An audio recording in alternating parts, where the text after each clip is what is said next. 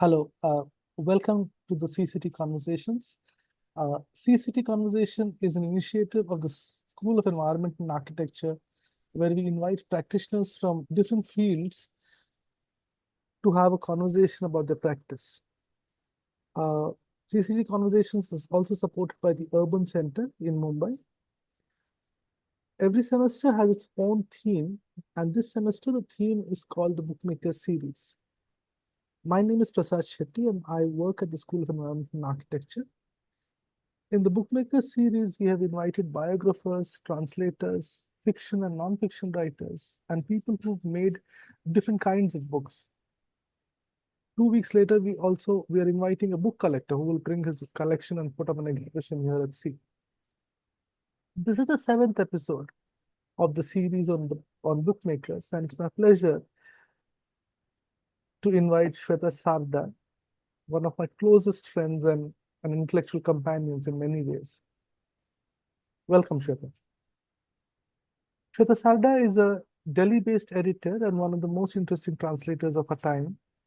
From 2001 to 2014, she worked at Sarai with the Cyber Mohalla ensemble, whose writing she's translated from Hindi to English.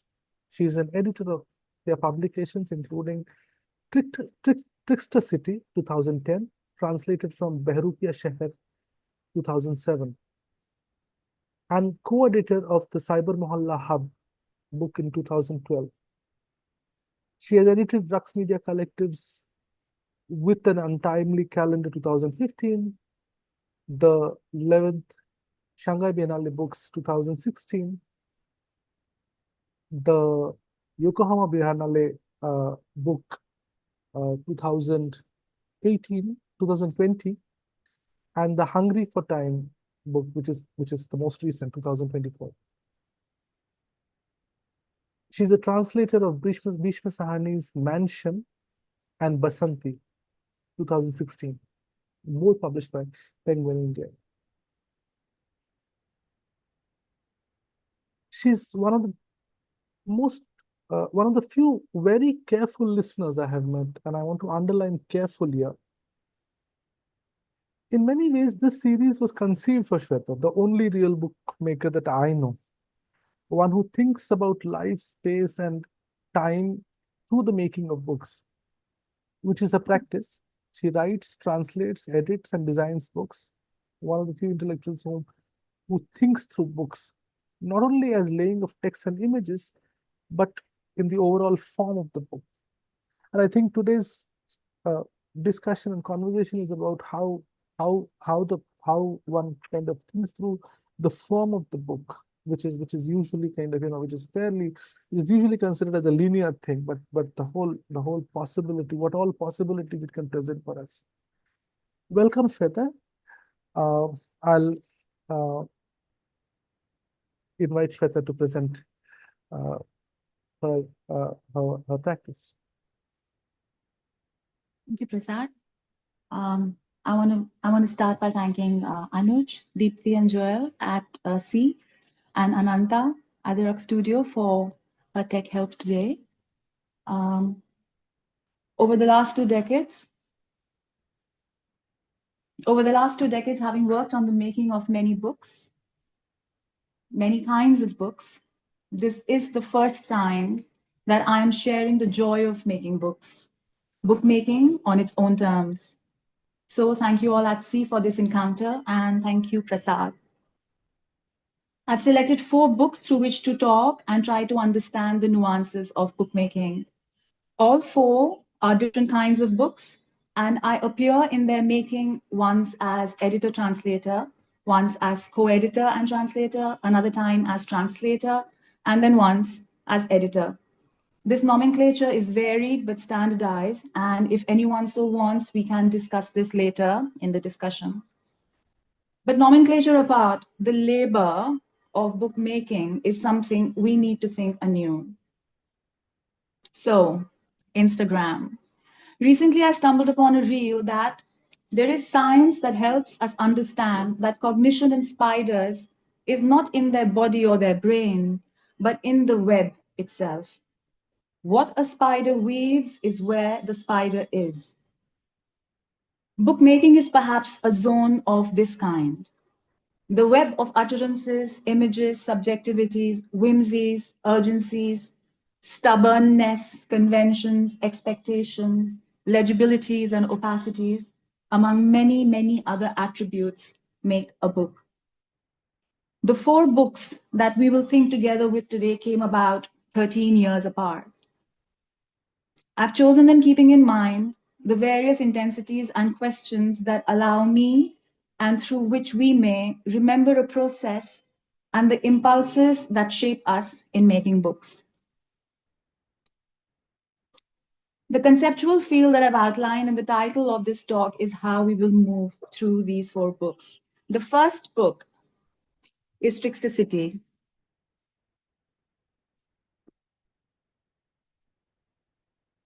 It was written by 16 writers over a few years. These writers practice between themselves a unique modality and ethic of listening and conversing, and allowed within that for their texts to consolidate. Here I was a listener, converser, editor, and discussant to the structural choreography, sometimes to specific texts, but also of the book itself.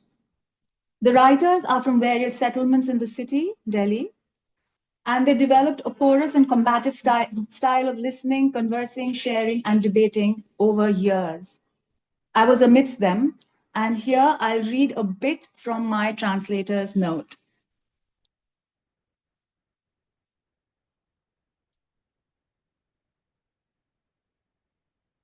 All right, here we are. The questions. In or about May 2005, Azra Tabassum, Lakshmi Kohli, Yashoda Singh, Shamsher Ali, Nilofar, Janu Nagar, Rakesh Kheralia, and Suraj Rai came together to begin discussing what would constitute writing about Delhi. In 2005, the euphoria around the Commonwealth Games was just settling into Delhi, and the noise about realizing the imagination of a world-class city was raising its pitch. Perhaps, most perceptibly, the creation of a Thames-like riverfront, planned in the city since the 1970s, seemed imminent, and Yamuna Pushta, literally behind Yamuna, the floodplain, a cluster of settlements made by thousands of migrants to the city had been hastily demolished the previous few years. In my diary, I have a succinct, if somewhat cryptic, note from one of these meetings. Our Delhi, my Delhi, my Delhi, our city, our city. What is our relationship with full stops and question marks? What do question marks do?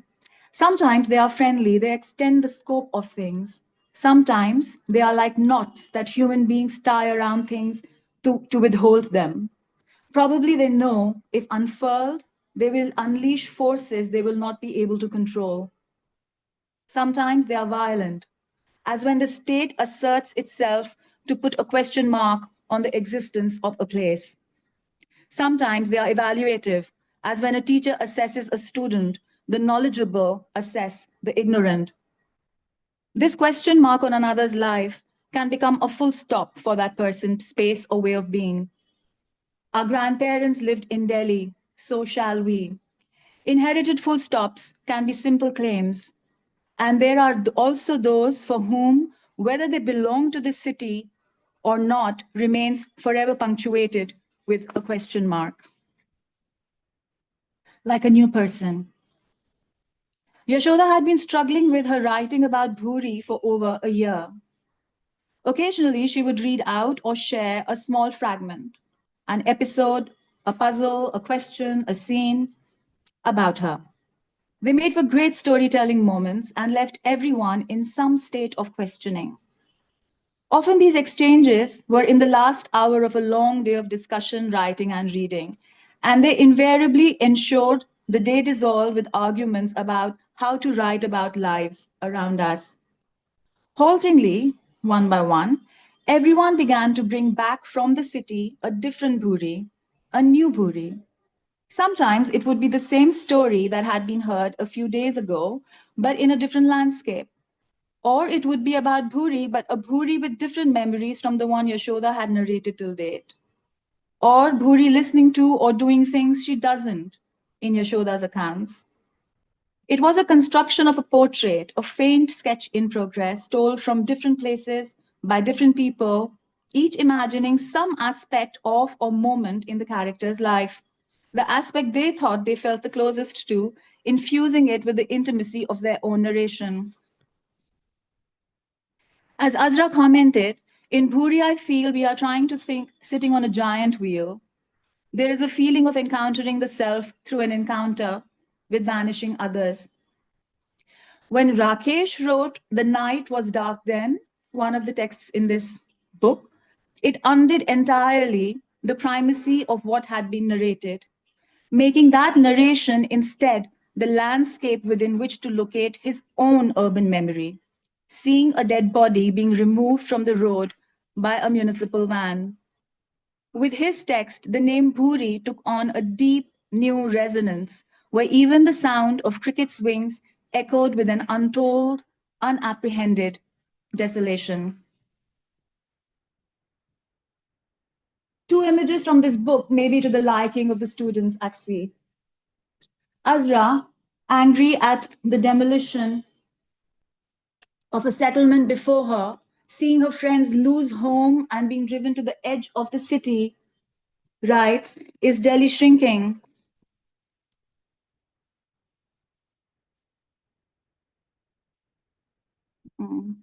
Sorry. Just for that. Is Delhi shrinking? By which she means a constriction, a turning away, a closing of hearts. And then this same journey, which Azra is writing about, from Nangla Machi on the riverfront to Ghevra at the edge of the city, this same journey reignited in the now flamboyant Dakshinpuri, a latent intergenerational conversation about the making of Dakshinpuri, a post-emergency resettlement colony, so a neighborhood that comes up and grows from the 70s. The city of imagination extends in time and space. Trickster City is staged and structured as a dialogue on the intimate fabric of living. And the tears in men's cuts and absorptions, ripping and weaving, become a way of suturing the texts. Storytelling, disguise, decision-making, and philosophizing make this book. And it contains in it a sense of witness to a large transformation from within and at the edges. Sometimes there's a feeling of foreboding. Sometimes there is mocking at the banality of daily skirmishes. Here, editing and translating join hands and make bookmaking mobile, almost unending. New texts emerge, are always round the corner. A demolition, an eviction, a death, a survey, a joyous runaway, a party can alter the fabric of this intimate world anytime. The book Cyber Mohalla Hub, on the other hand, is built via invitations.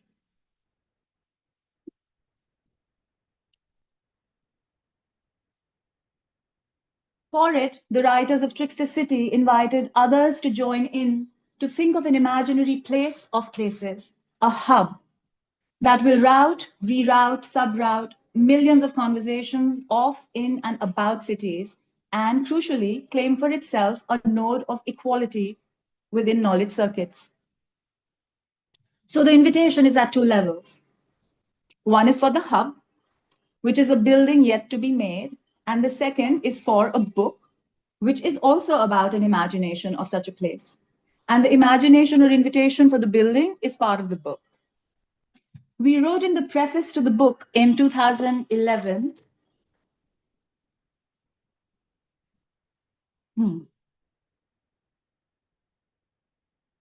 Cyber Mohalla Hub and a book about it were to be made together. The hub kept getting delayed while the possibility of the publication continued to develop. When we first discussed it in 2009, the book presented a challenge. Deepti, the first link is to the Cyber Mohalla book, right? Can we share it? Can we share it now in the chat box so that? Okay. This is so that if anyone so wishes, they can download it and read along or read later. When we first discussed it in 2009, the book presented a challenge. A book about architecture requires that the site be outlined and contextualized, while the hub had incubated in and emerged out of an environment, the Cyber Mohalla environment, which is not only a cluster of physical spaces, but also critically a dense conversational milieu that has formed over a decade. The challenge grew as a number of books about projects in urban contexts framed voices from within contexts as experience, and understanding about their built environments, context, and processes as interpretation and knowledge making. A mode of urban thinking is becoming current. This is 2011. A mode of urban thinking is becoming current, one that evens out all forms of knowledge other than that of the expert as inputs from local or native informants.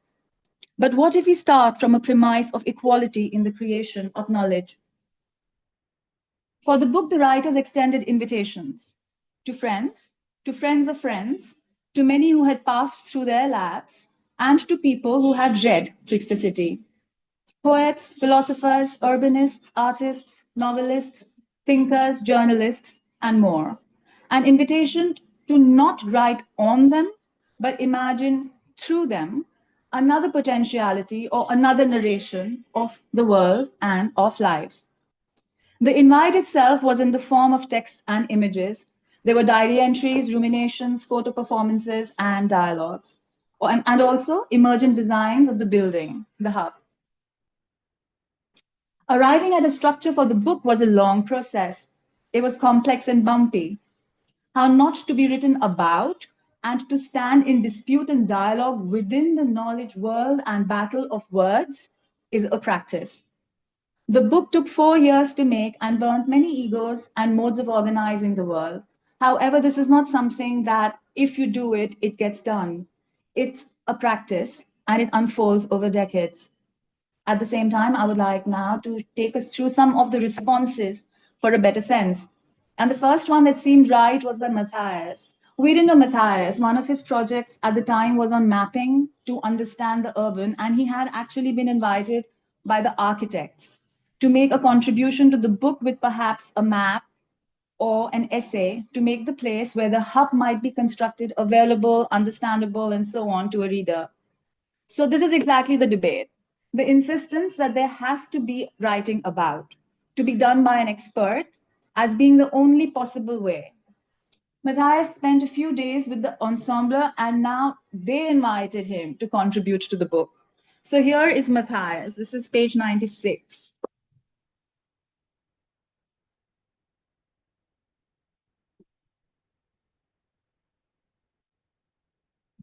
Dear Cyber Mohalla Ensemble, as we have had a lot of discussions on the issue and as it is the focus of my work, I would like to concentrate on mapping as the topic of my contribution.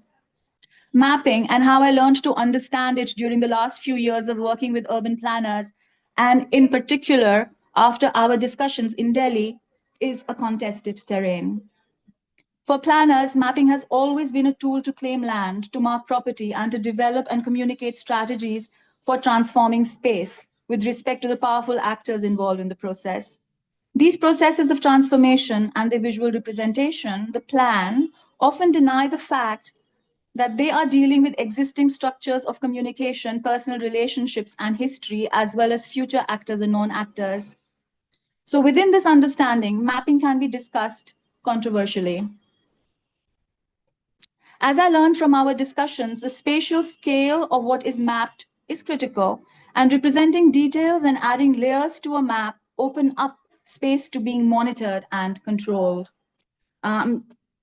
Reading just a part of it, and this is the map that he sent.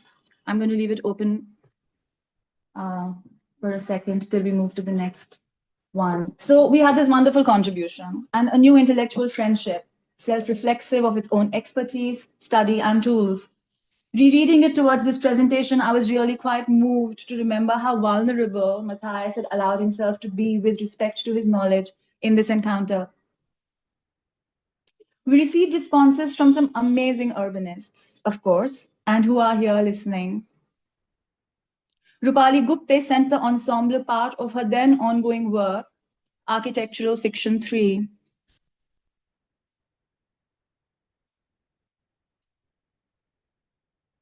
Sorry, it's here.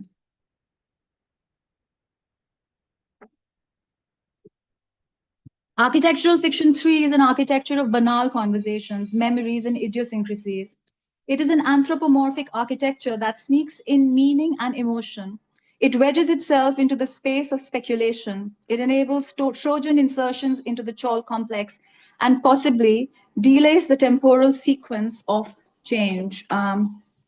You can see them, right? A little bit. The drawing, that's with it. This is page 60 for anyone who's downloaded the book.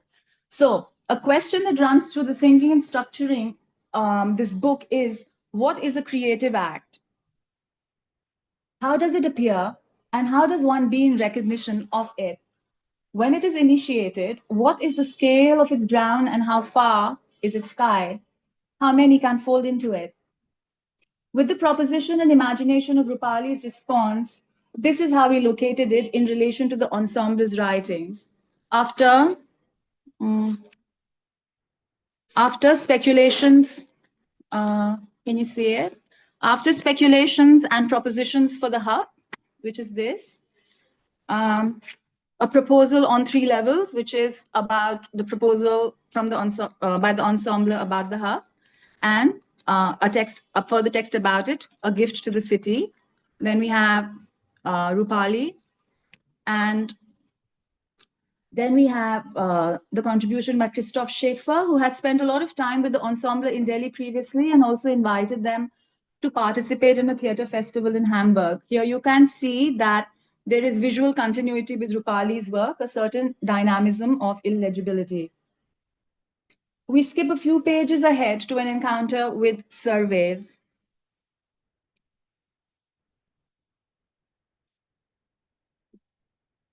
Okay, we're going to try and see it live.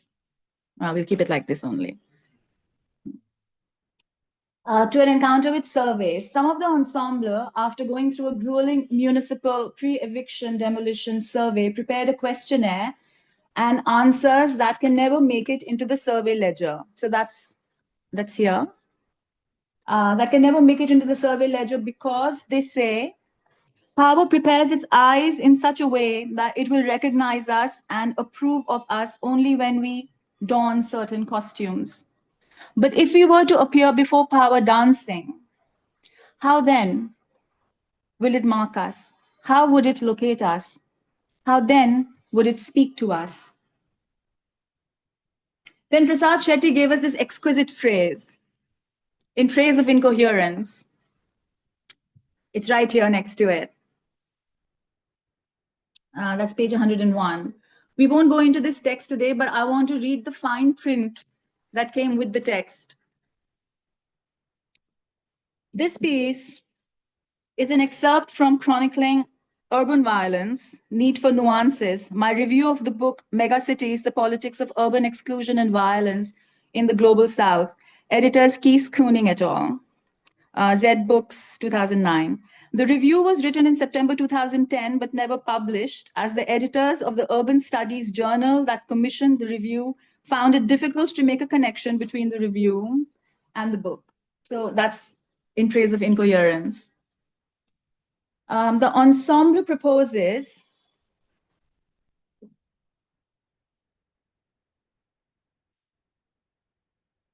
the 11th question. The first 10 questions come easily. With them, we create a traffic of experience between ourselves and others. We get to know enough to form a story in our minds. But after that, where can the conversation go? Ask me a question that is outside my work and my relationships. Everyone has people in his or her life who continually pose this question. This is the realm of the 11th question. And Solomon Benjamin responds on page 113.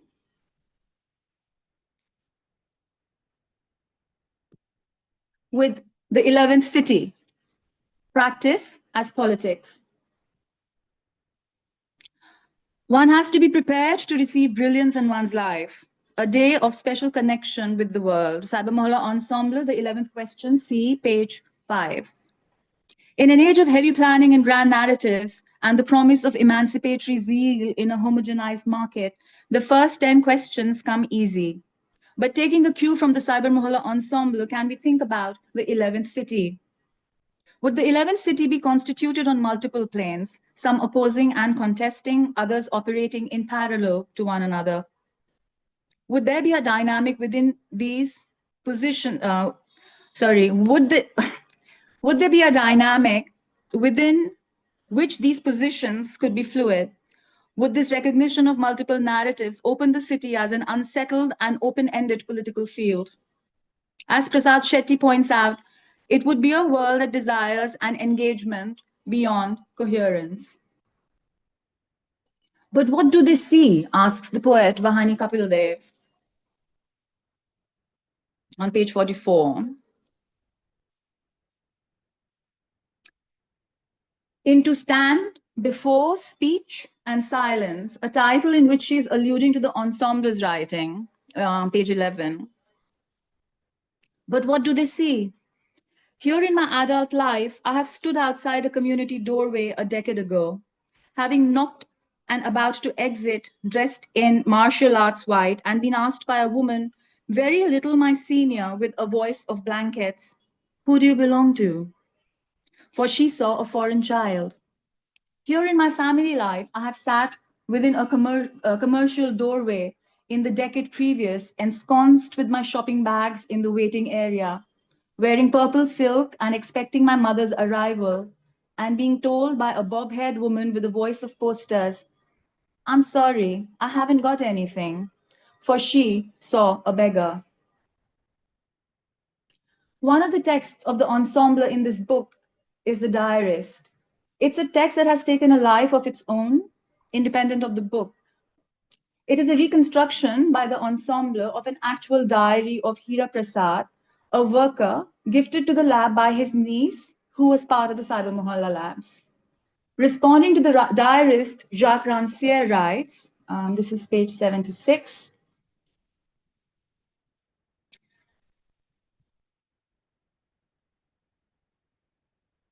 the diary is an account of days, a first step in the reappropriation of time.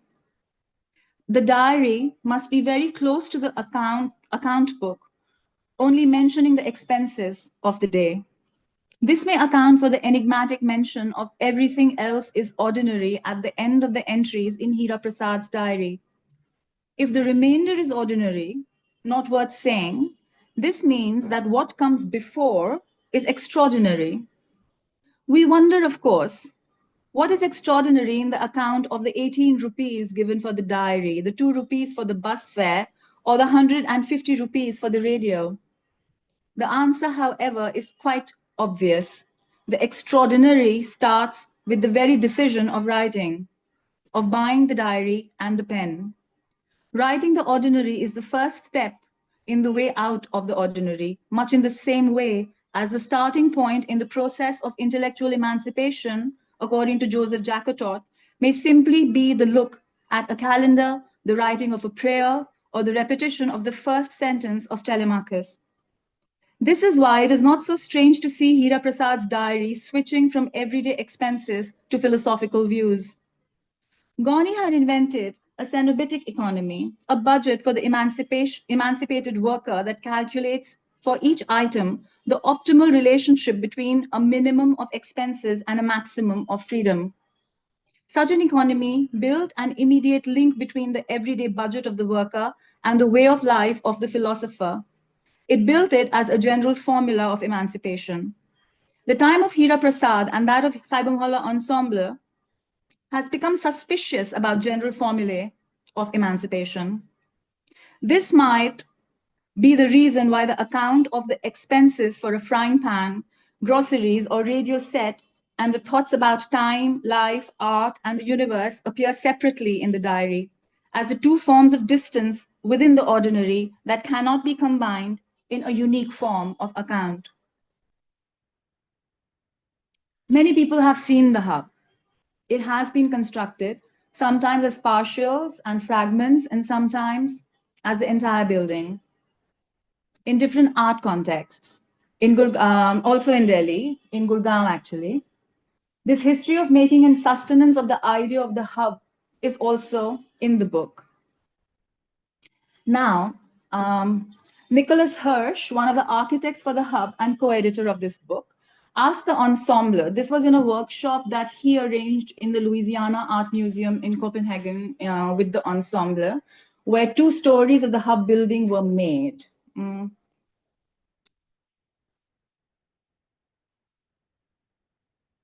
Go. So here's the hub. Here we are in a workshop at the museum, and the invitation text for the book was shown, and in over here, and it was a workshop scenario with the designer for the making of the book. So in a public conversation, Nicholas asked the ensemble. I have not written the page number. Here we are. Asked the ensemble, Nicholas, invitation seems to be a crucial notion in your work. Jacques Rancière came to Delhi, gave a number of talks, presented a book, and he also came to visit you. You invited him to visit the Cyber Mohalla Ensemble, and now he is also contributing to our book. Could you elaborate on what invitation means in Rancière's case? I think this is something very important for every collaboration, the mode of invitation, of reaching out to others. Who are those others? Are they collaborators? Are they guests? Are they respondents? Could you elaborate on the concept of invitation? Shamsher Ali from the ensemble responds to this question. Invitation is creation of a context in which we may be able to think together and along with, and a search for how many lines can flow from it and cut through it. When Rancière was in Delhi, our discussion with him was long and many difficult questions emerged. Everyone in that dialogue was in practice. Lakshmi was creating a world through writing, and Bubbly was struggling with writing what she was thinking. We talked about the world's difficult to bring into writing, about tussling with writing to bring it close to the image one has in one's mind. It was an electric conversation in which Rancière discussed our questions with us and also his own process of writing Nights of Labor. He gave us our first copy of the Hindi translation of the book. We have been engaging with the book in the last 2 years. The expectation, intensity, and desire for conversation that were evoked with Rancière in our studio were the same as when we extended an invitation for conversation to Aunt Noor Jahan, who is our neighbor, or to Lalu Baba, a Sufi in our neighborhood. The confidence and the desire with which a thought is shared brings with it a charge that anyone may hold, touch, be with, and respond to. Noorjahan Appa and Lalu Baba's response to the ensemble's writings are also part of the book.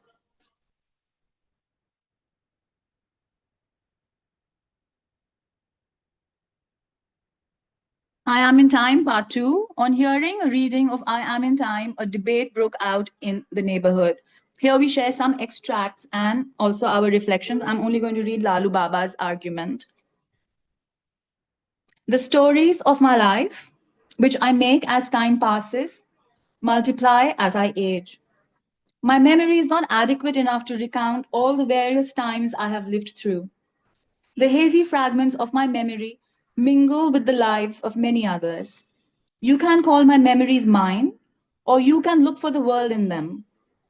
What is in me is there in everyone. Life is generative.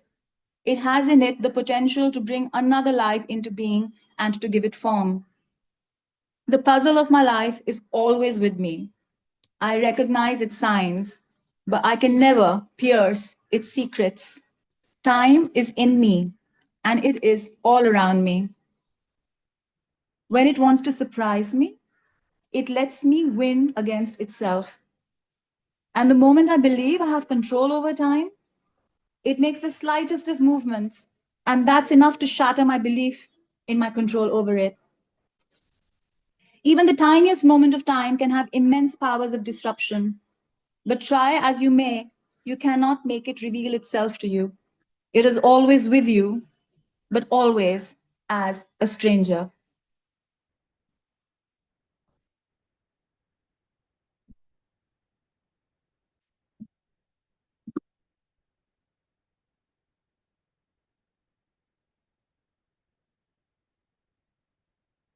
The book I turn my attention now to is Mansion.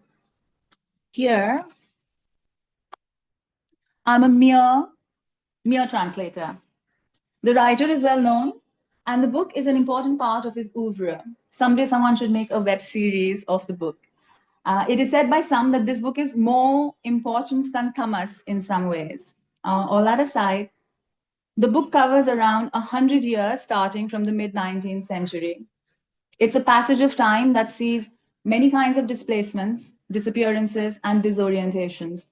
A time when new personalities marked by modernities take command over the destinies and narratives of a range of people. The process of translation of the book was in conjunction with an illness that afflicted me. My body was tiring, and time would drift in many directions. At times, time was in deficit, and at other times, in surplus. The coming together of the need to read between the lines to sense the densities of life through which a reader will move, and the approaching deadline of the publication, and the slowness of my own body in retrospect is fascinating. There is a scene in the book with war attendants. A caste group assigned this task according to the hierarchies and inequalities perpetuated by the caste system, cleaning the battlefield, clearing it of blood and bodies. Just one moment. The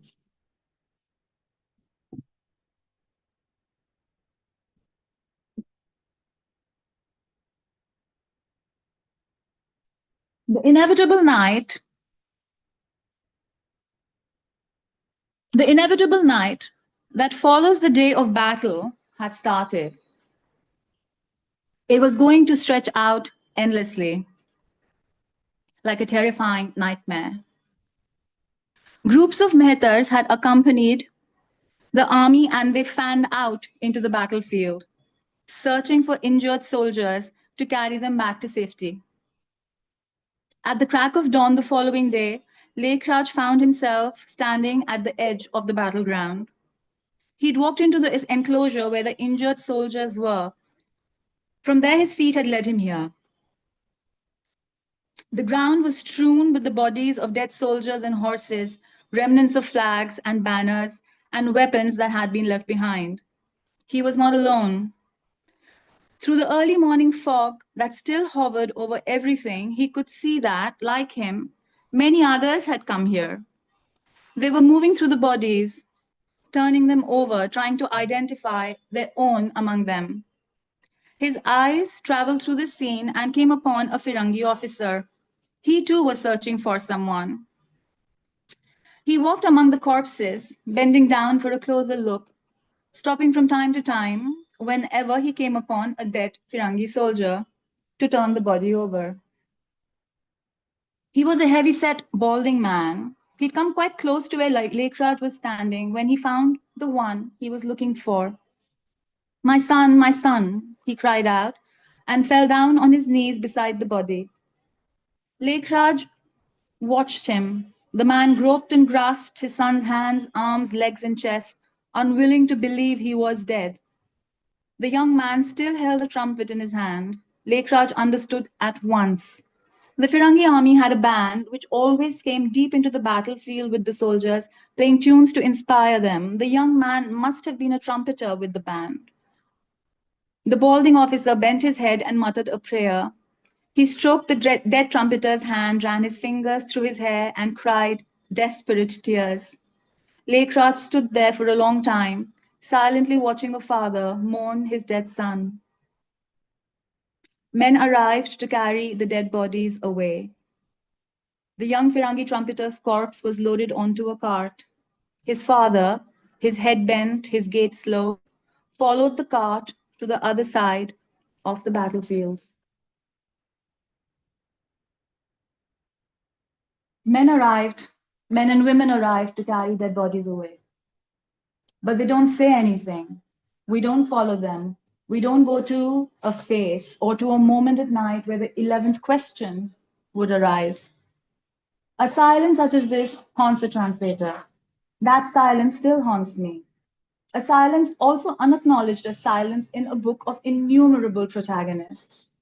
Is it that the author could not find words or did not have words for these men, women, and men?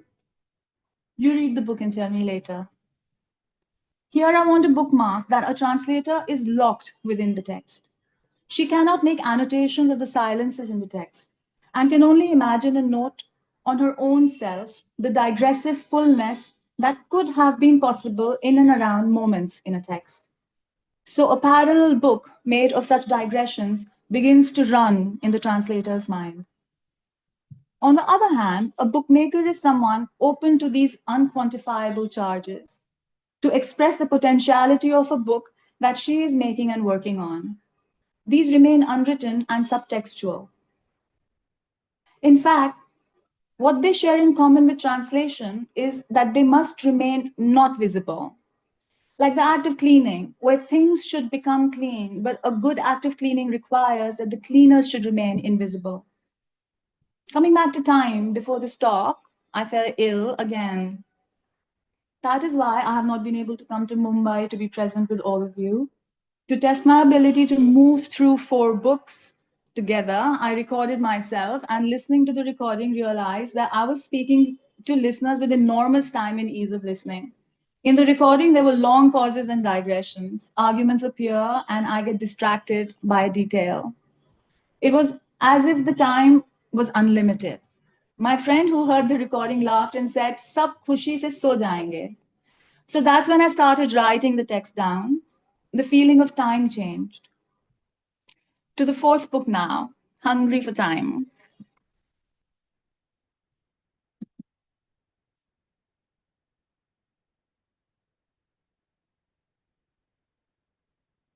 I should turn them around. No, that's nicer. Let me do that.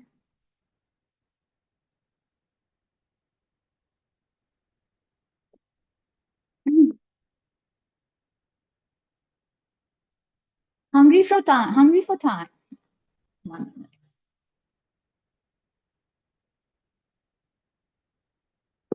Oops. Hungry for Time is from an exhibition by Rux Media Collective, whom you may know of.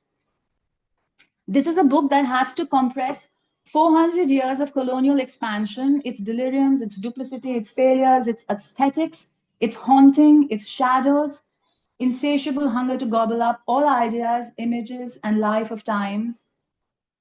And along with that, the exhibition reworked its presences and mutations, transformations and persistence, masquerades and unknownness. The exhibition was at the Vienna Academy of Arts, the oldest art school in Europe, and with its collection. Contemporary artists were invited to make new work or invited through their existing works. The museum's collection had masters, copies, fakes, anonymous works, tests, and the uncatalogued, along with complex condition reports and infrastructural documents like that of loan, insurance, and conservation. I did not see the exhibition and was introduced by the curators to the procedures by which they had thought through the collection, the exhibition, and its scenography. The exhibition was in 10 scenes.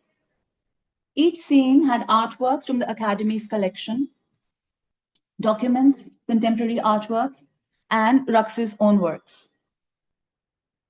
Each scene had a text introduction, which was not in the exhibition, but as an accompanying booklet. Procedures like retitling, intertitles, aphorisms, subplots, veiling, and so on ran through the scenes. And also there was an invitation to 4 artists, 3 of whom were duos and collectives, and 1 was an individual, to contribute to the book. 2 of these artists had works in the exhibition, and 2 were invited specially for the book. Part of my work was to work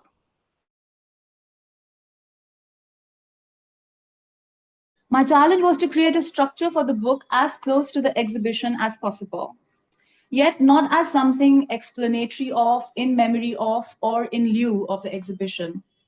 Another of my big challenges, which is a bookmaker's challenge, was to share this structure with the designer who had seen the exhibition while I had not.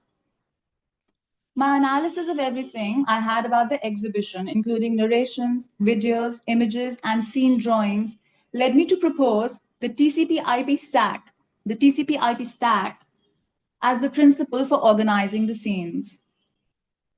But also alongside, I'd been working with the 4 artists, and slowly, instead of spatially spreading these new 4 works through the book, I proposed that they continuing with the scenographic work, that they, continuing with the scenographic method of the exhibition, constitute together a new scene for the book, the 11th scene. So completely unintentionally, we are back here to the 11th. And we decided to begin the book with this 11th scene. But back to the TCP/IP protocol. That's the Transmission Control Protocol, TCP, and the Internet Protocol, IP. It's how computers talk to each other, and crucially here, computers are also servers. In 2002, I had written in a dialogue with coders at Sarai the following in the first book that I made. The internet, simply put, the internet is a mechanism that enables communication between heterogeneous networks. Internet protocol, also known as TCP/IP, is a set of protocols which provides a range of services and transport mechanisms. IP layer, which is the lowest in the TCP/IP stack, is responsible for addressing and routing of packets. TCP, Transport Control Protocol, and UDP, User Datagram Protocol, form the intermediate layers responsible for safe and reliable packet delivery. Various services like HTTP, SMTP form the application layer, which is used by the user for information retrieval. If the hub book was made with a hyperlink sensibility, Hungry for Time was constructed through the TCP/IP architecture. Deepti, please, can you share the second link? It's to download and look at later, please. Please see them as bookmakers notes. This is what this link that Deepti will just have shared has. Shared. Thank you. Now here is a stack. I'll put water on it. So here is a stack. Now we read a book from left to right or right to left, but this book, how it has been made, is as a stack. We have intertitle, phraseology, scene description, retitling, actions from inside the scene, and itinerary or unchronology. Okay, so let's look at the book, and this is the last link. Deepti, thank you so much. The link for the book also you can share now. Yes. Thank you. I'm going to go into the stacks as we look at the book, or we can actually just hold on here for a minute and look at the stacks. So basically, for every scene, there is a stack, and it follows the same thing. There's the intertitle, which is one of the procedures. There's a phraseology. There's a scene description. There is a retitling, which I'll go into when I go into the book. Again, there's action from inside the scene, and then there is the itinerary, which is basically all the works, which is also the unchronology. So for every scene, but you can also see immediately that also makes every scene quite different. So the stack is the same, but also each one is very different. Let's look at the book.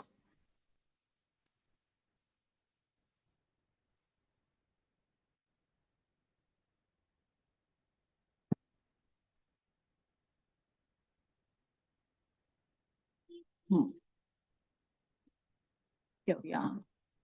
So these are the procedures.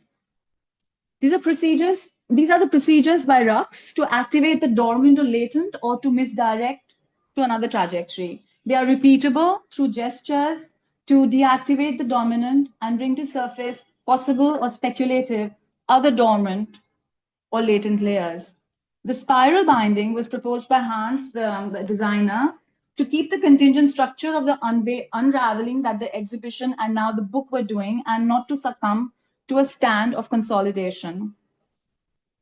And we begin, oh, we cannot see it. We begin with a volcano.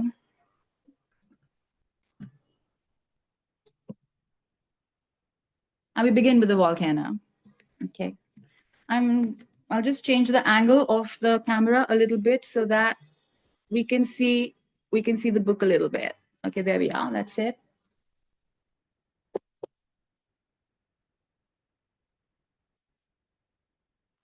Here is the prologue.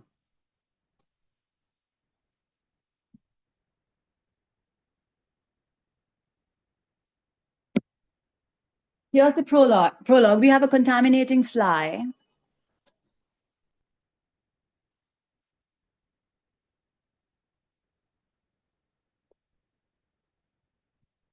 Here are the names of the artists, part of the prologue. This is the first exhibition from the image, and the unchronology begins. It's 2017. These two being together are for Hungry for Time, and the fly is from 2017. These images are from a video work by contemporary artist Nico Dots. Exhibits are being covered with plastic in a museum to be moved for its reconstruction. Here's 2014, when this particular work with the rhinoceros is from. It's 1515. It's 1515. That's when the rhinoceros was lost at sea in its travels in its travel within Europe.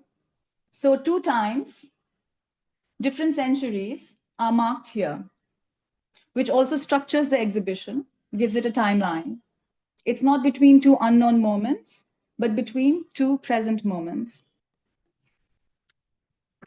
Here are Wildcats from 1630, retitled as Centuries Intent on Mischief, 2021. So a certain framing and movement is happening through retitling. Centuries are intent on mischief, and the narrator is tussling with the plot.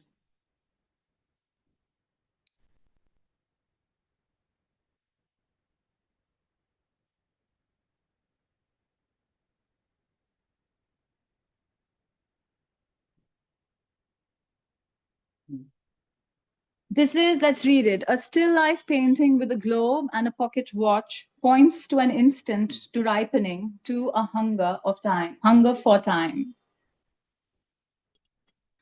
This is about the scene. This is text about the scene, and in every scene it runs through the pages. And here is a silver foil. This silver foil is a detail of a painting. Is a detail of a painting retitled as Mutinous Crevices. In the detail, they are looking out at, in collision with, the still lives, knowledge that feeds conquest. This repetition in the book, we also saw it with the rhinoceros, for example, has also to do with the reading that the exhibition, in the exhibition, there are many lines of sight, and works don't exhaust with the viewing. One returns to them or sees them again in relation to another work. They appear while moving and so on, conceptually. Let's go to where Free Will Flamingos sees the scene. This is the contemporary artist discursive justice ensemble. And here is the volcano again. There's a volcano and the head refuses to grow.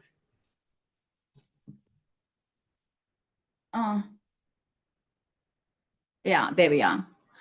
So there's a volcano. I'm sorry, I can only do it with one. There's a volcano and the head refuses to grow on the shoulders of the image.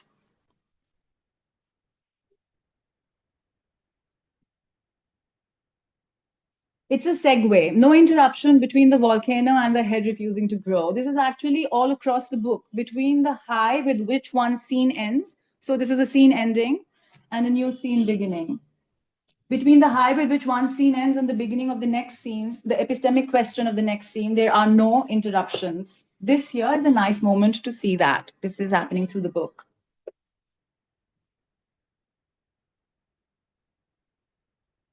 We have a disobedient fly. Here it is. Oh, you can't see it at all. You have the book now. This is a disobedient fly.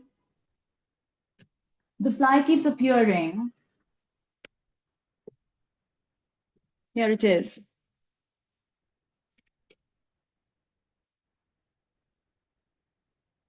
So Rux shares everything. These are the procedures. So Rux shares everything, all notes, most of the material they have worked with, and also there is procedures, there is a curatorial note, everything. But while making the book, there was something that was remainder, which was remaining, and I wrote to them. And what I wrote to them, they decided will be published in the book from the bookmaker's end. And here it is.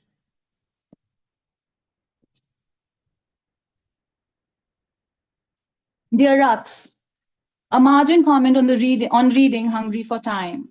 After hours of looking at photos and moving images, listening to interviews and discussions, reading texts, thinking about this coda, and drafting analytical layers as ways of sensing the exhibition, I feel an insistence on an unsettling appearing.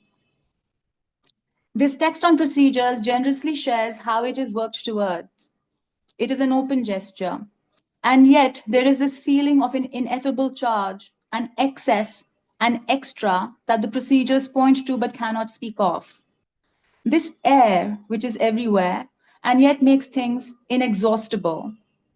An image from the poet Dr. Jagtar, who wrote in Punjabi, kind.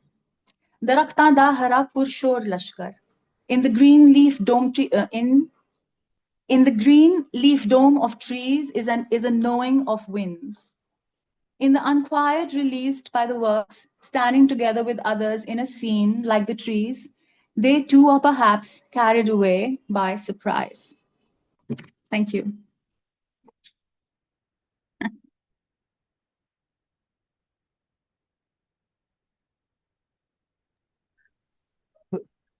So wonderful, so wonderful. Thank you, Prasad.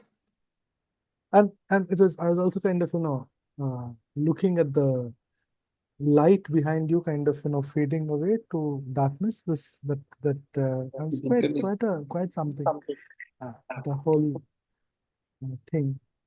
And so what we're going to do is we'll start the conversation and we will see if there are people who want to jump in or people who want to write on chat um, or people are free to write on chat or jump in. Just kind of knock over here, so we will kind of get you in, and we will chat for another half an hour or so. I mean, so it's so wonderful and so nice, and thank you for introducing us to to this to a completely rethinking of the bookmaking practice, which is otherwise seen in many static ways, actually. And the whole space and opportunity that it opens up for putting things together, for making arguments, for holding like you said, holding the conversation, the combative conversations in Trickster City, or putting together the mind map that was emerging in Cyber Mohalla, the hub book, or that you know holding that visceral silence, in that moment of Mayada's Kimadi, this Mansion book. In fact, Sea opened when I think Mansion was published, and I had asked you for a series of texts, and one of the things that you had given us is this text, not this particular text that you read, but I think it was the staircase text, and then the group of students who were working with it kind of got so excited about it and read the whole book, and then that became their project. And at that time, we were also experimenting with uh, using theater as a method to understand experience of space, and it was and the text opens up a completely new in fact, it becomes a ladder for us to do that, actually, the text. And since last 10 years, we've been using this ladder to even now we are looking at Shukumar Ray's text, Awal Tawal's translation, to kind of, for that exercise. And finally, holding space in Hungry for Time book. I've not seen the book, but it's. I mean, there are missions that are set for every book, and then and you go about it so beautifully into kind of and that's what I was thinking, that the whole thing of listening and carefully seeing and kind of working out. I think also uh, very early 2005-6, when we were all kind of struggling with the problems of the map and survey, and the whole thing about you know how do you hold this city and its uh, you know different dimensions, its incoherence, for example. How do you hold it, because there was a very clear uh, meta narrative hijack, in a lot of writings that we were seeing. So how do you hold, and then Trickster comes out as a form which is able to kind of which is basically a series of conversations, and then many conceptual uh, things that is emerging from there. And I remember I keep using Nishastaga, for example, everywhere, so like that. So it's there. So yeah, so it's a wonderful practice that we kind of that we've seen last, I think, 20 years now. The whole practice, and it's voluminous. It's huge. Uh, I wanted to kind of I mean, talk of two things. One is translation. The translation aspects of translating from uh, conversations that happened in the Cyber Mohalla case, that where you are also kind of, and translations that happens in Basanti or in the Madi in Mansion. So I mean, and the whole dimension of translating. I mean, one thing is all translators talk about the difficulty of language being kind of not difficulties of one language being translated to another language, and there are not enough words or not enough ways to kind of do that and all of those things. But I think there is a little bit more than to that difficulty than that, that these translations. And I think what you said uh, about holding that silence, you know, in that post-war, finding the sun, that moment. I think that is something which is a difficult moment of holding, as and in the previous one, the combative nature of uh, the forceful combative nature of things that are emerging.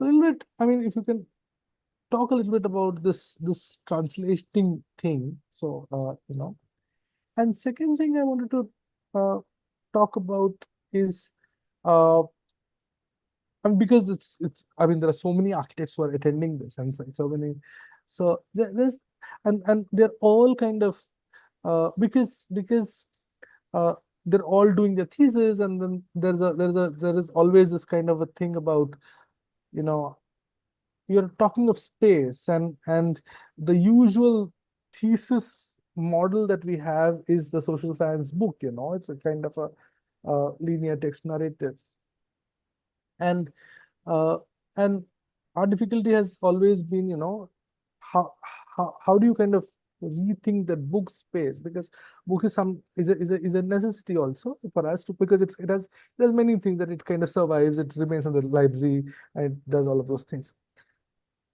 Plus there is a university requirement and stuff like that. So, but there has been an experiment in kind of, holding the dimensions of space in the book, and the dimensions of time in the book.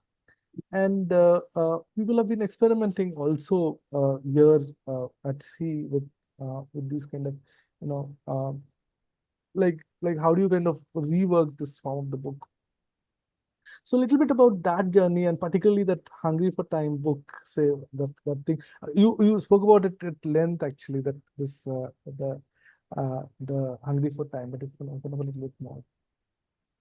The translation dimension and the time and space. So,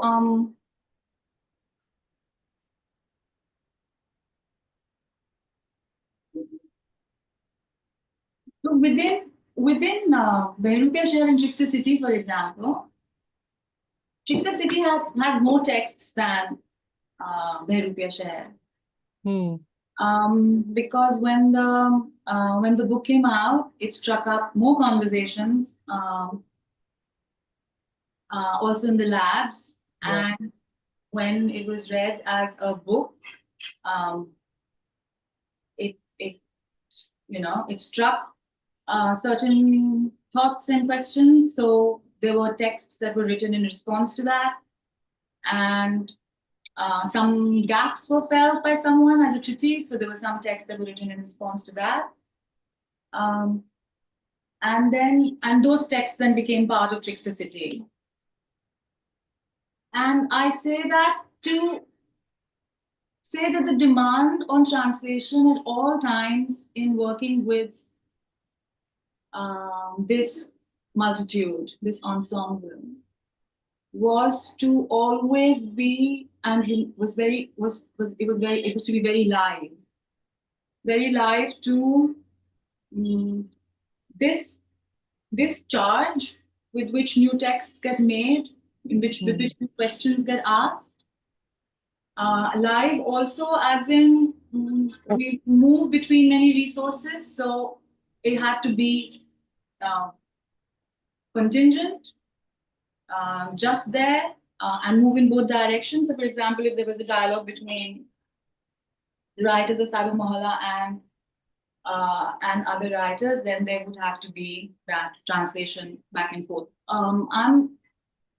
This thing of handing over to a translator the thought and the idea with which they are moving in that conversation, that was a lot, and it was very free. So the freedom in that was there. But also there's a whole sediment of time, right? There's a long time in which this conversation has been happening, and things have been going, things have been said and discussed and so on and so forth. And there is this one example that I always keep in my mind, keeps going back to, which is like very early from Sagar Mohalla. I was at the LNJP lab, and someone was talking about these are neighborhoods in which residents and workers together, right? So one of the writer practitioners was talking about how on the ground floor there is a karkhana जिसमें लाख का काम होता है, lac work for bangles. Then there's a first floor, and then there's on which they live, and then there is a second floor. And this was in the heat of summer, so we all went like, oh God, it must be so hot. And then someone said, but in the winters it must be wonderful, and the temperature changed. And this movement I learned in the conversations in the text and participated in, but this happens with this. This is the this is the sediment of time. The temperature of what is happening can change, and that is always there. The freedom to be able to move between things and make mistakes, that's also always there.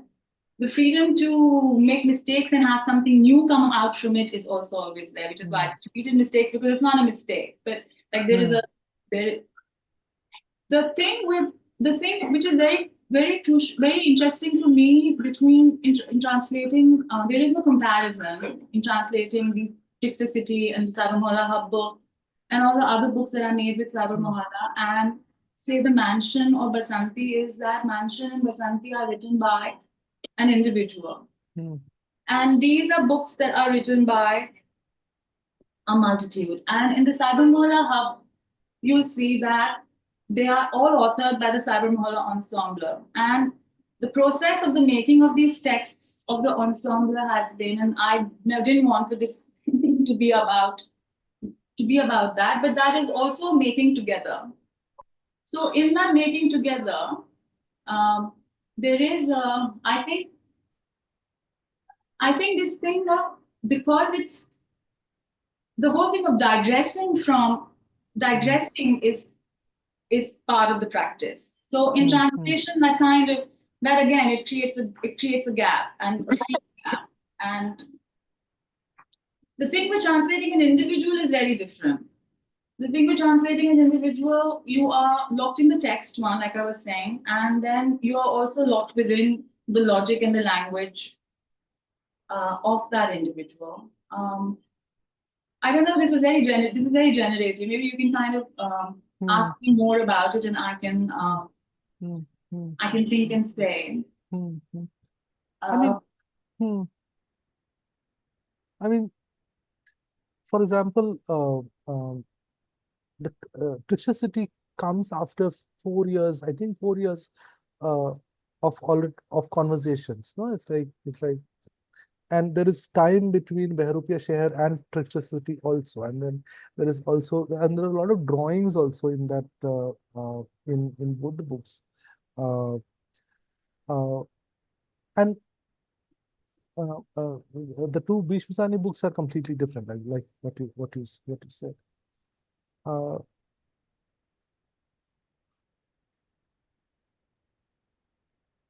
Does that I'm just wondering, does the close seeing of text or close listening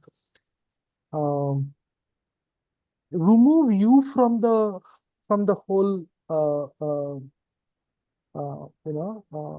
book? Does it kind of tendency I want to tell you is there's too much of you in the translation.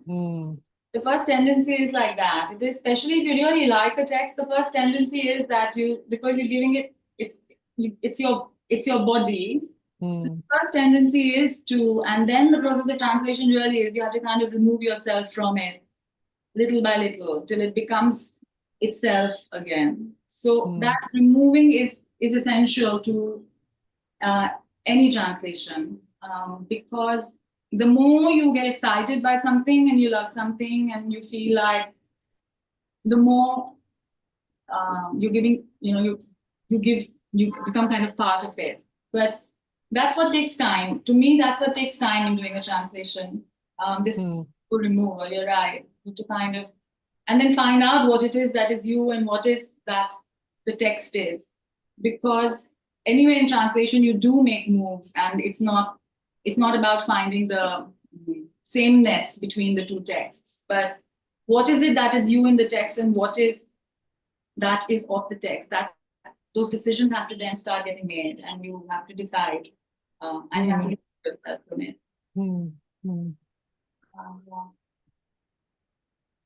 I mean, the conversational form, no, in the sense that because I was there in at least a couple of times when we all met at the Sabamola Hub, so, and it was somebody would read something and there was a discussion and there was a whole thing and there's a whole, and you would interject in between for clarifications usually, kind of, and So that's what I was saying. There's a very close kind of seeing and reading and note taking, whereas Bhishma Sani is kind of, is completely you. I think, because it's a uh, full uh, uh, it's a book. For example, how do you capture that visceral impact of silence, for example, or time, for example? So that's the thing. That's what I was asking. Ki bhai, close listening, close seeing, does it kind of smudge you completely? That was my kind of, I was approaching um, that dimension of translation.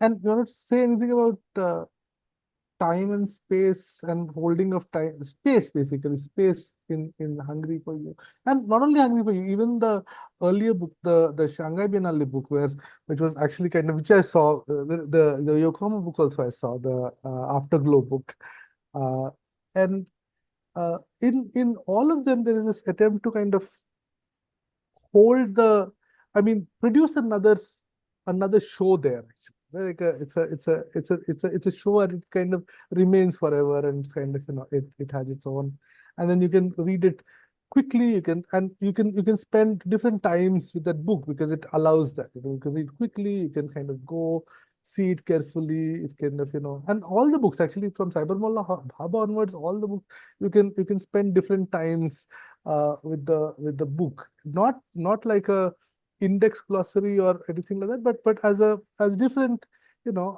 as different things that you want to kind of keep on going back to.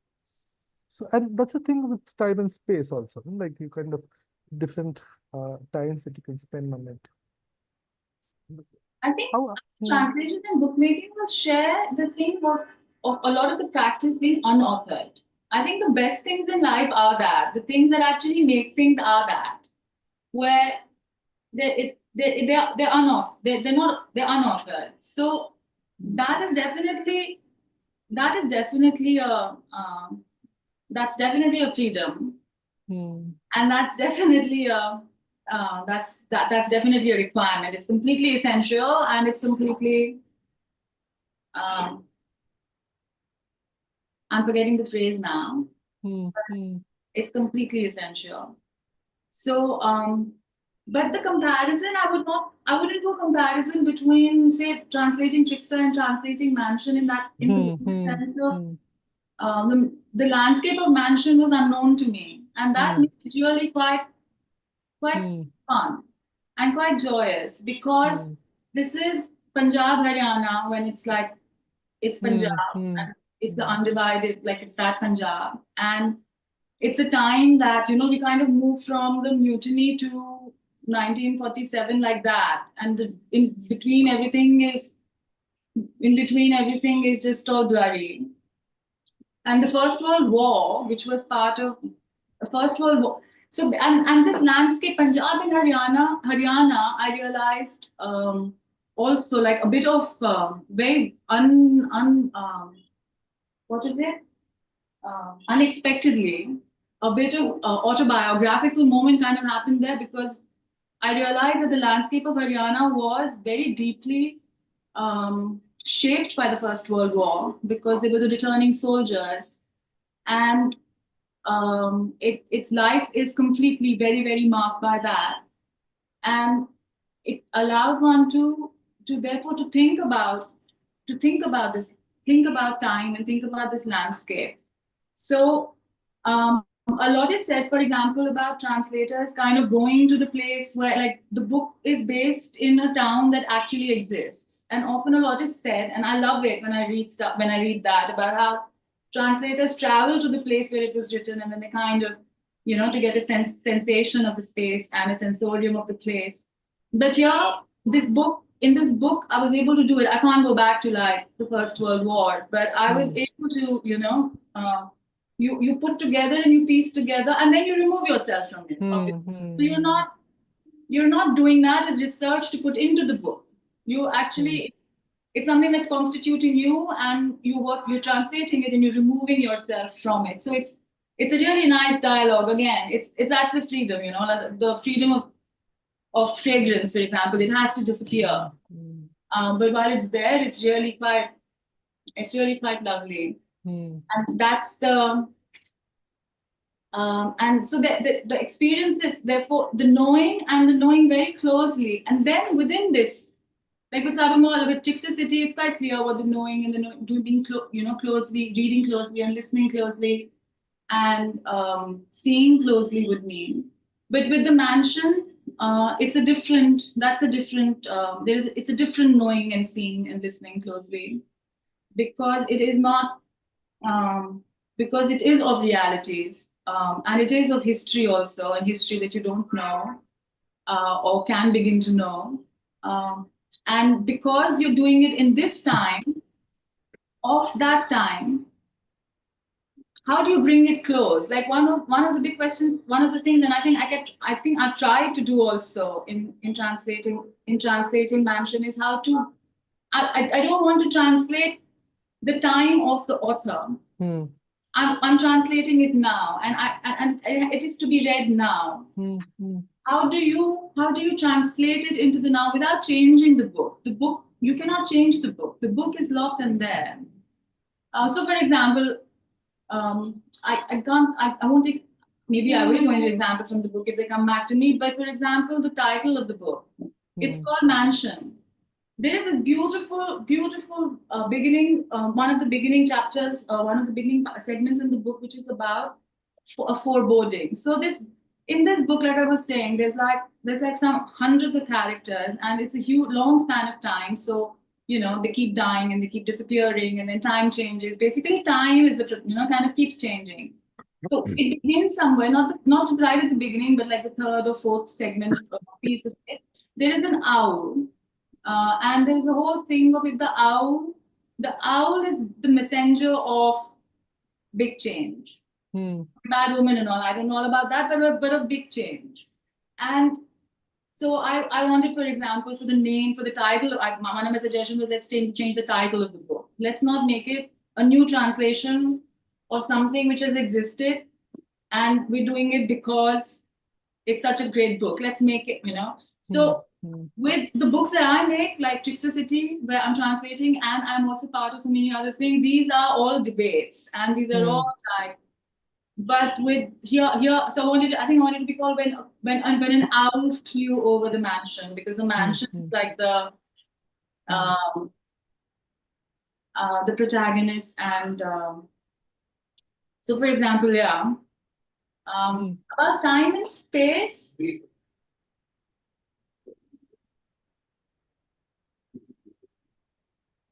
About time and space, that's so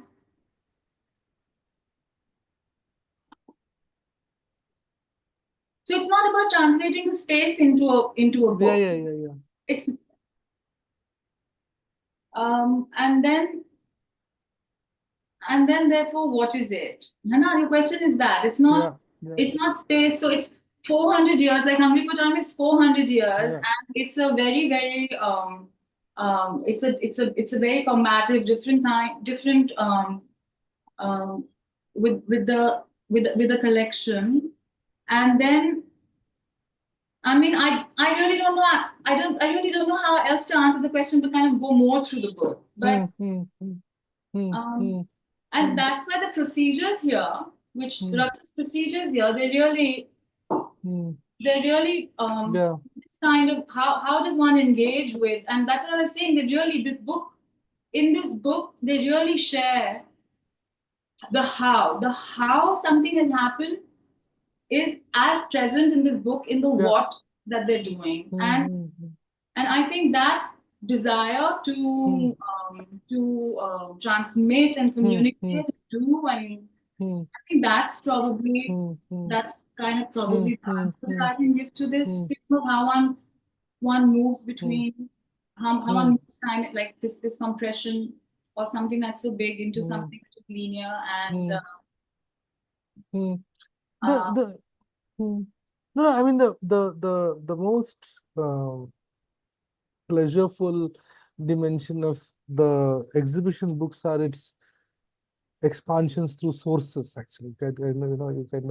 It helps you to kind of navigate into another territory completely and then spend some time there and then come back again and stuff like that. I think, and did anything of that sort, I mean, the sources and expansions come into Basanti or Mansion? No, that's exactly what. It is completely impossible. Not possible. It's Not completely possible. impossible. But I did meet a translator once after that, and this thing that I was saying was talking about how in all translators go through this, have to go through, must go through this because and know where these silences linger in different books, because it's a kind of a close reading, which is more than a close reading, because you are turning each word over almost and moving through the hills and valleys and so on and so forth of every word or every phrase and sentence. So it's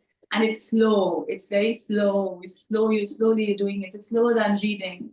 So one of the things I suggested was that I wanted to I've spoken with this translator about was to like for translators to get together to make a book like that, where they annotate the text, where they can bring something into the text. But there's a lot of translation happening now, which is not at all like what I'm talking about. There is a lot of translation happening now, which makes the text anew, which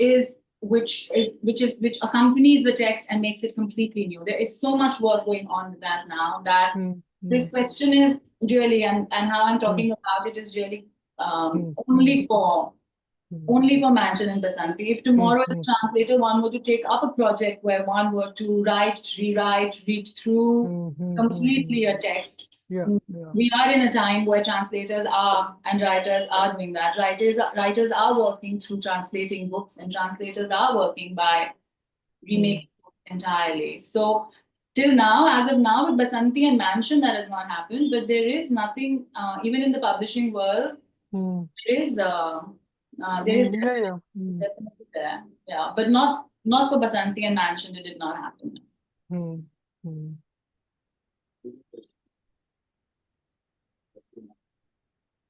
There is a question, I mean,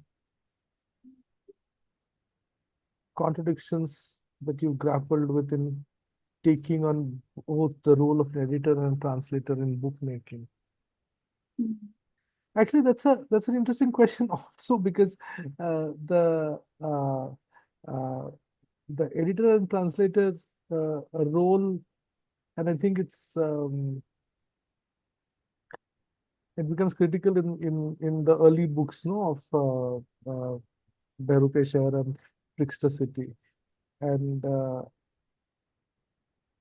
that did you feel contradictions that time, or did you kind of, I mean, I don't think there's a whole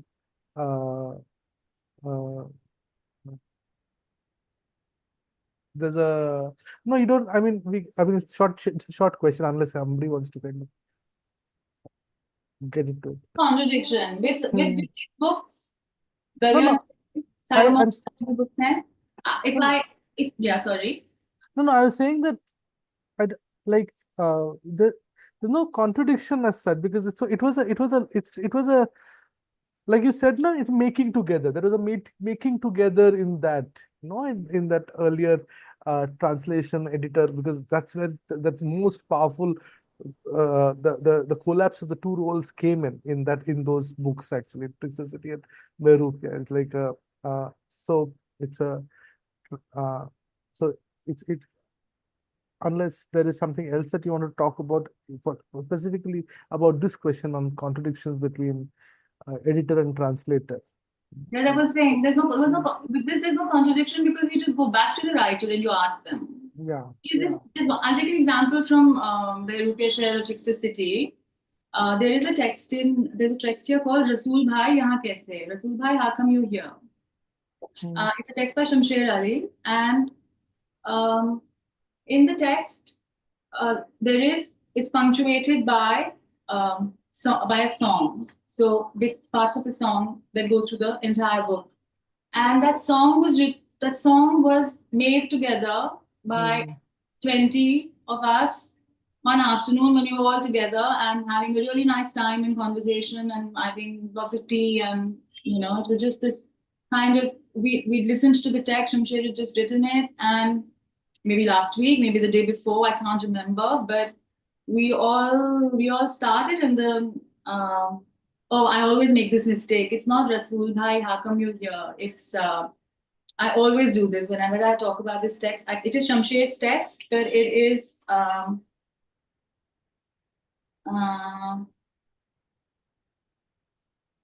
is Shamsher here? Shamsher, remind me now. Shamsher is Guddu Gumshuda hai. So the song when Guddu Gumshuda hai, humse yun khafa hai. So we were all sitting and everyone said a line, and it's missing. It's about this missing person, and that text is part of that song is part of the text. So this thing of, I mean, even as in the Rupiah Sheher, which is the Hindi from which Trickster City is the translation, even as it carries individual, because they are written by, each text is by someone, the Cyber Mohalla's, the practitioners, the writers' practice of taking from, giving to, redoing, re-narrating, questioning, are all in the making of the texts. So when Yashoda writes, I really like Bubbly Didi, and she has so much to say, but the text seems to be over, and she says, now what? The text is over, but I haven't written anything yet. And we say to her, so start again. I mean, just say, I really like Bubbly Didi, and start again. And then she comes back and she says, I'm done, but I still have so much more to write. So we said, let's start again. So this is editing. I mean, this is the making of the text. And there's parts of that, and like I was talking about Rakesh's text, where he takes this dense city that has already happened around, and these are not real names, because like in the book, we've changed all names. Actually, it was quite confusing because Bhuri is actually a person, but not this person. So, but like what happened with Bhuri and Rakesh, it is about listening. It is about listening to each other. And in that sense, translation is, as you've been, it's to listen and to listen and to listen to how words are shaping the creative act. The ear is shaping the creative act, and translation also is a creative act, like writing. So it's deeply shaped by that. So no contradiction at all, because writing, no contradiction between writing and translating and editing. Yeah, very much in that kind of a depth. No, the contradiction, I think it happens when you kind of, pose something like Trickster City with the map, the survey, the map, that, and I think that's the when you start kind of, see the things completely differently, when the I don't want to call them micro narratives also. I don't want to call them, because these are not micro narratives. These are kind of thoughts which are like, which are so fast, quick, and so powerful. They have a charge. They have a charge. And now when I mean, this morning I was looking at Trickster City, and somehow it's like my image of Shamsher or Azra is kind of disappeared. It's kind of, they've become ideas. All of those they become ideas for somebody. It's kind of so that power this book has, actually. It's kind of it does that. And I think I would, for anybody interested in cities and urbanism, I think is one of the most important books that has come out in the last 20 years for Indian urbanism, or any urbanism for that matter, actually. It is. It really is. And Nanga Machi, you're talking about Nanga Machi and yeah. on the riverfront. I also want to say that in Delhi, Nanga Machi is the only name of the neighborhood when there were so many that is known outside of the riverfront, of course, outside of the neighborhoods. It's otherwise it's just Pushta. Yeah. It's a region, it's a geography. Yeah. Nangla Machi, that there is an intimacy to it, that there is living in it. It happened, and it happened at the time of the demolition of Nangla Machi. Yeah. And it was you're right. I mean, how does one describe them with the intensity and with their sometimes the brevity and so on and so forth, because they're not all of them, of course, but they were being written every day. It was a daily writing by the practitioners from inside the neighborhood as it was unraveling. So it has that. It actually carries the book in a certain way, in a certain direction. The section of Nagamachi, and then it is really quite. It is quite a remarkable book. It really is. Lantian is saying that intuition comes to mind of alertness, as in alertness to the vitality of incoherence. And this is of some freedom to it, the air of it, fragrance of it. Something about intuitions, alertness, vitality, freedom. Can you speak more about this? It's quite beautiful, actually. Beautiful. You said it so nicely. Beautiful, yeah.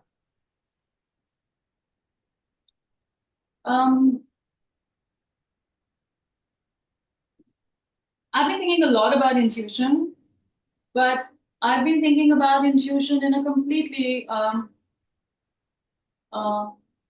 been thinking a lot about intuition, and I call it a certain knowing that you have. And I've been thinking about it in the context of my body or of body. And I think, since we were just talking about Nanga Machi, maybe there is, I will just leave it either my mind or for everybody's to kind of draw it into different directions. But for example, with an illness in a body, so that's a moment of peril. And that's why I said Nanga Machi, just a pre-demolition. So a survey is very different from the demolition, and and the dynamics of it are very, very different. And I say that because to kind of move away from Lagyan for a second, I say that because the kind of urban knowing and intelligence that comes into play when a survey is happening is very, very specific. And we didn't go into that today at all because that's not what this is about. But it came to my mind because of something you said, Prasad, and I'm not quite sure what it is right now. But I'm sure something is joining, and I'll let that happen. But so a certain knowing. So in a moment of peril, there's a certain knowing. For example, the other day, like you and I were talking, Prasad, about a certain kind of an assertion of life that happens. And we always think it is of the mind, of the conscious mind, of mind that we have trained and honed and we control, or, that controls us.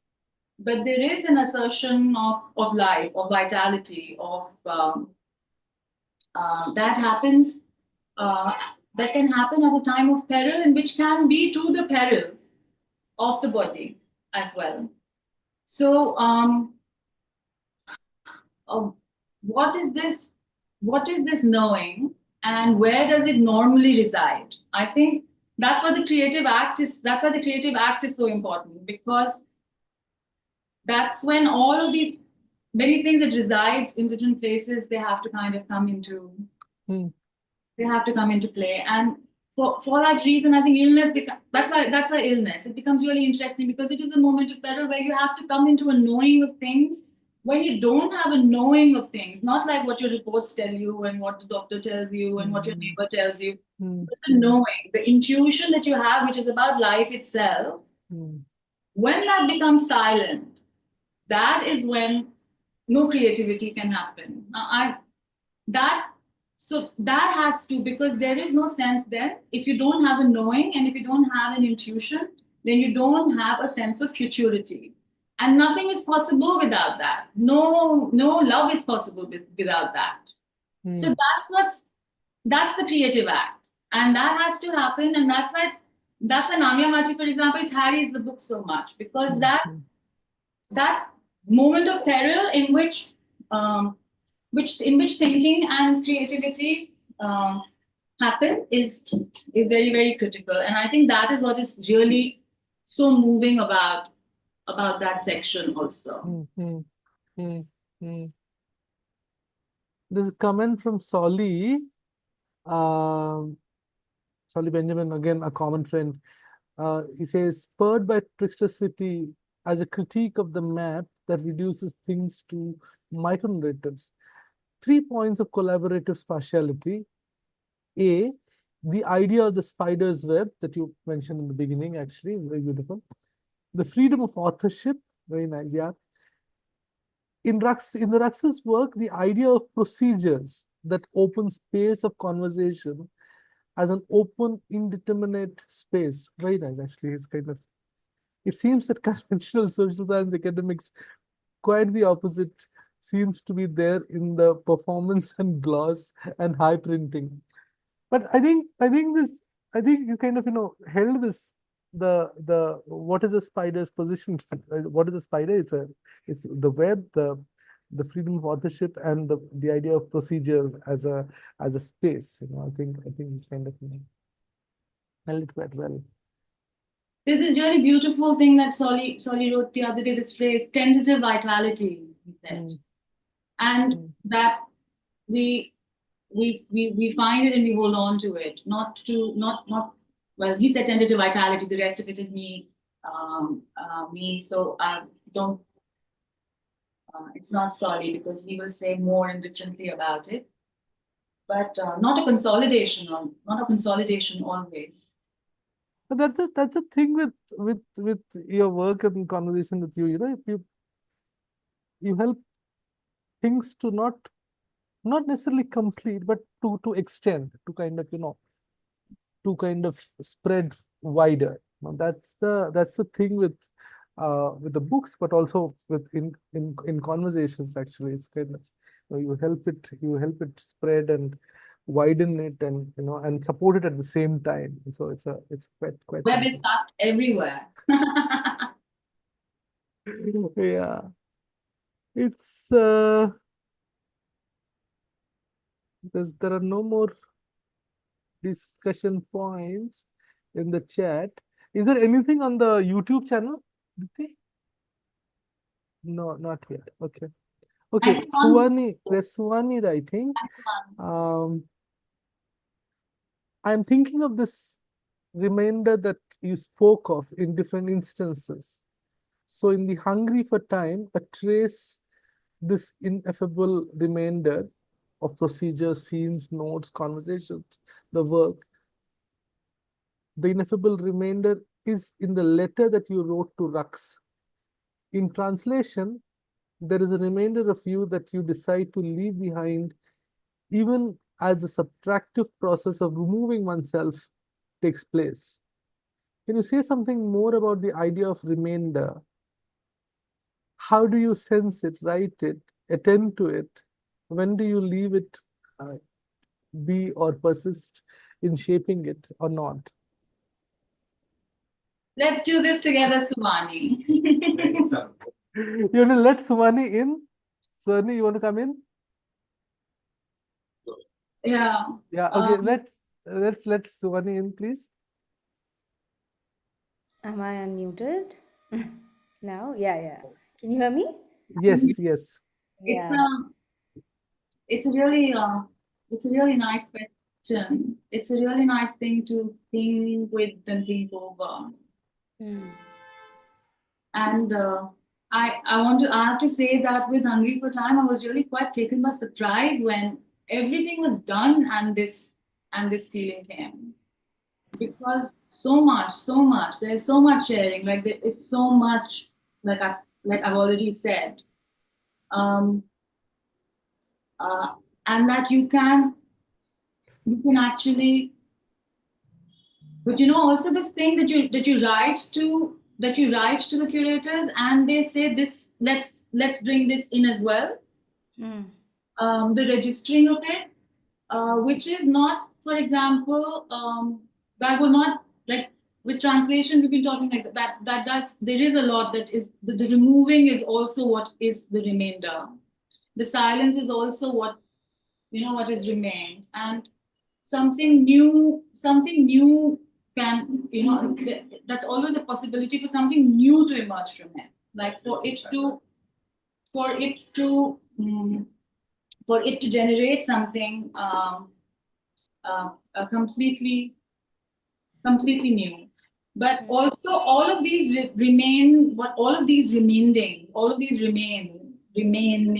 because they're not remain, they're also from where digressive movements can happen.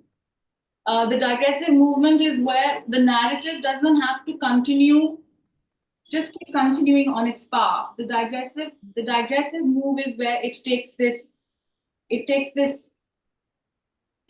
time, it takes this to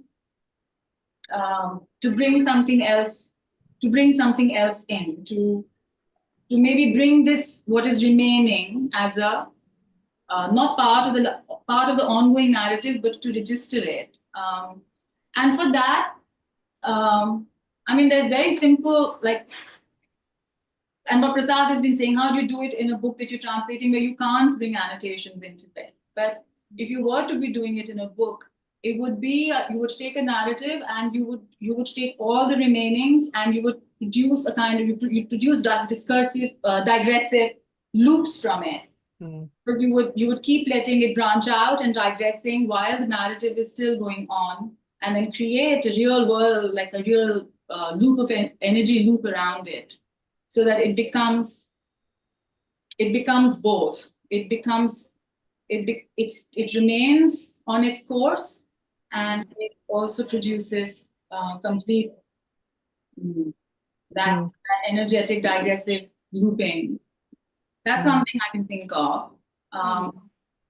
Because the remainings are the things remainings are there, like everywhere. Even the words, even the things that you leave out, like even when you copy editing a text, when you're editing it, I love the fact that there is this on when Word and OpenOffice allow for you to see the tracks, everything that you're deleting.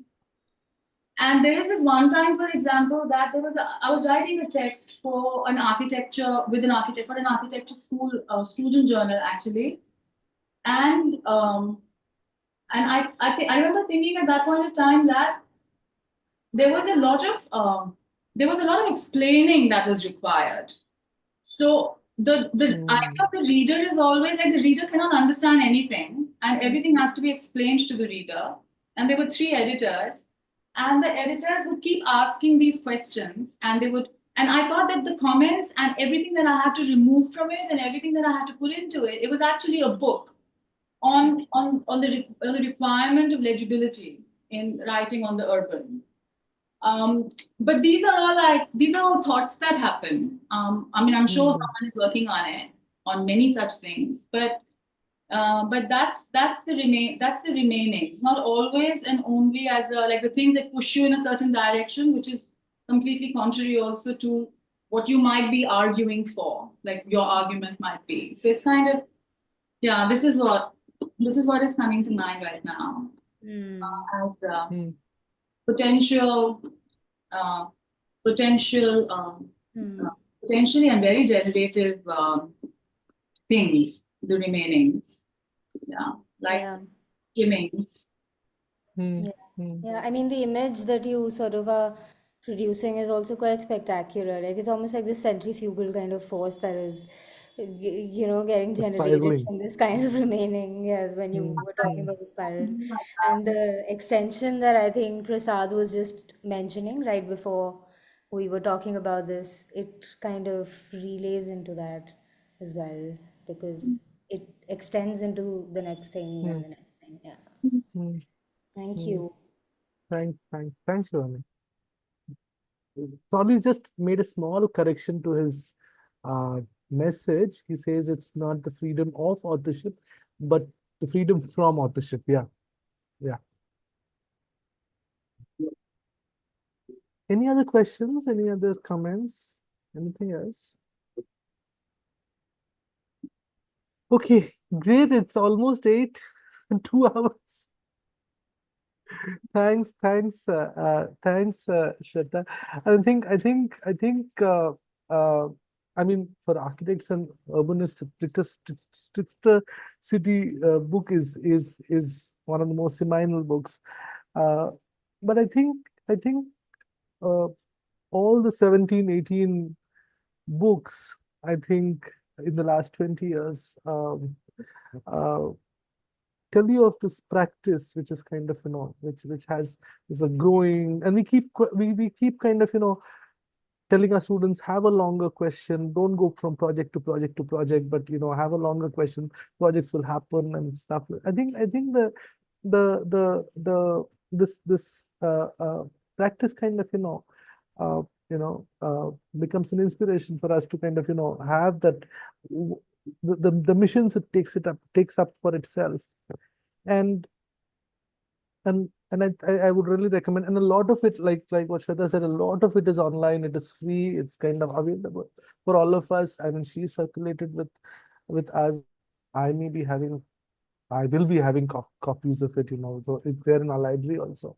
So Quest. So Penguin is no longer publishing Trickster City. Okay. Please yeah, educate write to Penguin and tell them to at least make a Kindle version. yeah. One of the reasons I got Ah, Suvani over was because Suvani has done that. And ah, we can, yeah. yeah, So, yeah, also, yeah, it's a gem, but we like to, we yeah, yeah. need this book. Yes, we need the book. So thanks, Shweta. Thanks so much for this beautiful